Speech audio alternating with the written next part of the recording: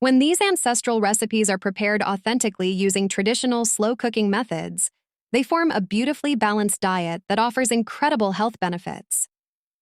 The extensive use of bone-in meats and slow-simmered broths provides a massive amount of natural collagen, amino acids, and vital minerals that support joint health, skin elasticity, and gut integrity. Meanwhile, traditional side dishes and condiments like bagoong and barong are packed with natural, live probiotics resulting from ancient fermentation processes, which heavily support a robust gut microbiome. The global culinary community routinely labels this food as unhealthy simply because it does not fit the specific visual standards of Western or Eurocentric health trends, which prioritize raw, low-fat salads over deeply complex, slow-cooked, and highly preserved nutrient-dense meals. True food appreciation requires us to look past superficial visual critiques to see the profound generational wisdom embedded within every single recipe. To completely understand the evolution of the Filipino diet, one must also look at the profound impacts of external history. The Philippines sat at the absolute center of global maritime trade for centuries, absorbing culinary influences from Chinese traders, Spanish colonizers, and American occupational forces.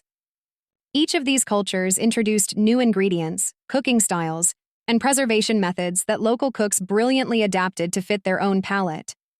The Chinese brought soy sauce and noodles, the Spanish introduced tomatoes, garlic, and onions, and the Americans brought modern industrial processing, canned goods, and fast food cultures.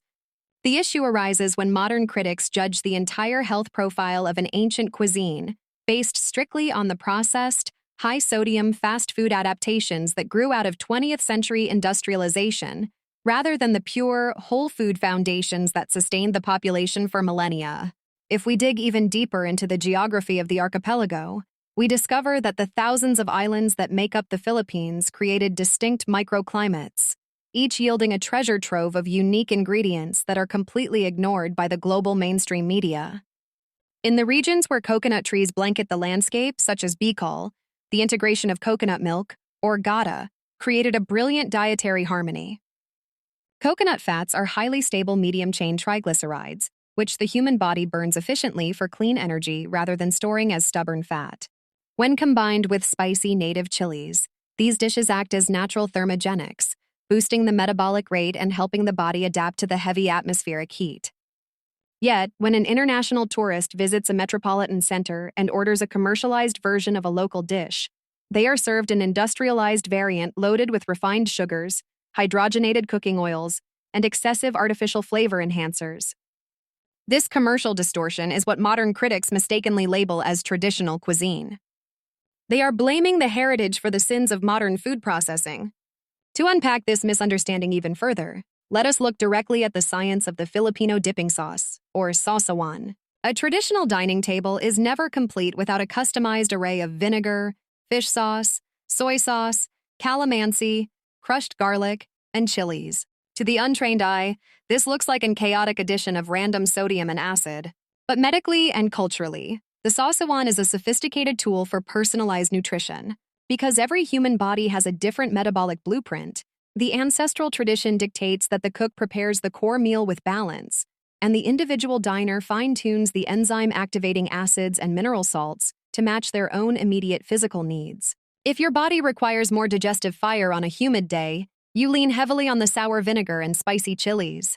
If your body requires electrolyte replenishment after a long day of labor under the sun, you utilize the fermented fish sauce. It is an interactive, deeply intuitive approach to eating that completely outclasses the rigid, one-size-fits-all menus of Western dietary frameworks. We must also confront the massive myth surrounding the staple of the Filipino plate, white rice. The modern wellness industry has completely demonized white rice, claiming it is nothing more than empty carbohydrates that lead directly to metabolic syndrome. But this critique completely ignores the context of lifestyle and systemic balance. Rice has sustained Asian populations for thousands of years as a clean, easily digestible fuel source designed to support an active, physically demanding lifestyle. When consumed alongside slow-cooked dishes containing high amounts of healthy fats, clean proteins, and organic acids from vinegar, the overall glycemic index of the meal drops significantly. The acids slow down the absorption of glucose into the bloodstream, preventing the sharp insulin spikes that critics frequently complain about. The problem is not the rice, nor is it the traditional stews. The problem is the sedentary nature of modern urban life combined with the introduction of ultra-processed snacks that dominate modern supermarkets. Let us transition our focus to the magnificent architectural marvel of Filipino open-fire cooking, known as the dirty kitchen. The very name carries a negative connotation in modern Western real estate, but historically, the outdoor kitchen was a brilliant setup for health and safety. Cooking over hardwood coals and coconut husks infused the food with natural smoke compounds that acted as additional antimicrobial agents. The slow, controlled heat allowed tough, collagen-rich cuts of meat to break down over 6 to 8 hours, turning complex connective tissues into easily absorbable gelatin that repairs the lining of the human stomach. This is the exact opposite of modern fast food preparation, which relies on flash-frying processed meats in damaged, oxidized seed oils at extreme temperatures, destroying the nutritional value and creating harmful free radicals.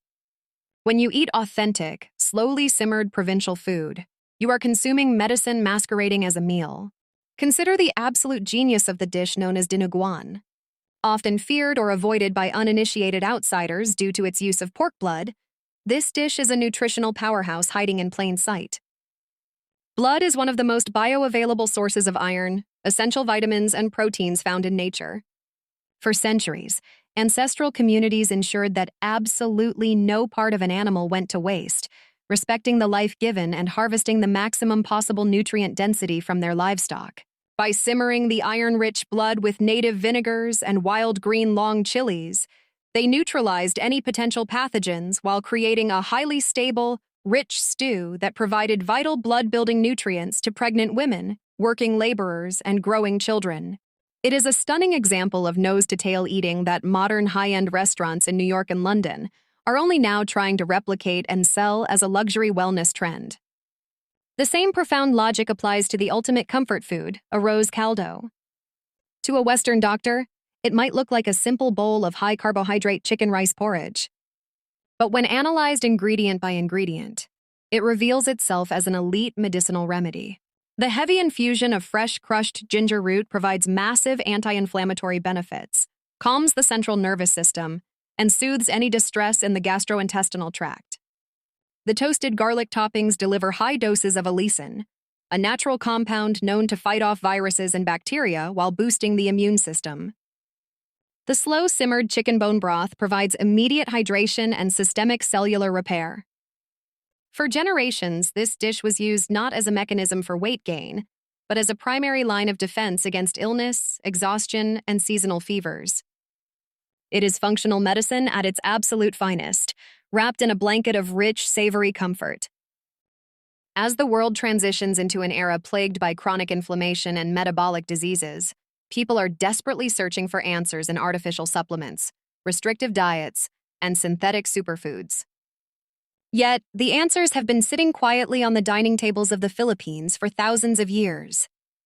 The integration of sour notes, the deep reliance on slow-cooked broths, the incorporation of powerful wild greens like malunggay, and the mastery of wild bacterial fermentation form a cohesive, ancient blueprint for long-term health and vitality.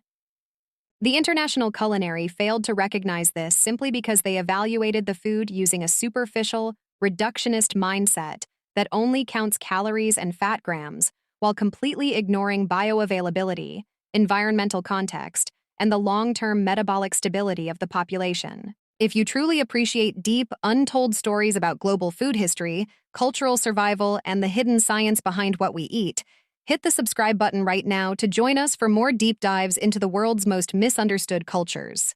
By looking closer at the plate, we can begin to dismantle the unfair stereotypes that have clouded global perceptions for far too long.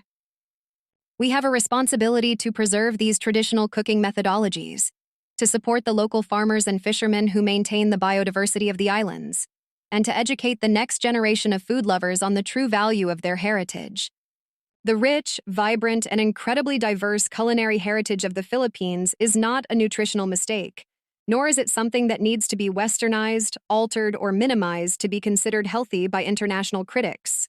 It stands proudly on its own as an absolute masterclass in human survival, geographic adaptation, and profound, uncompromising flavor innovation that deserves the highest levels of global respect, admiration, and appreciation.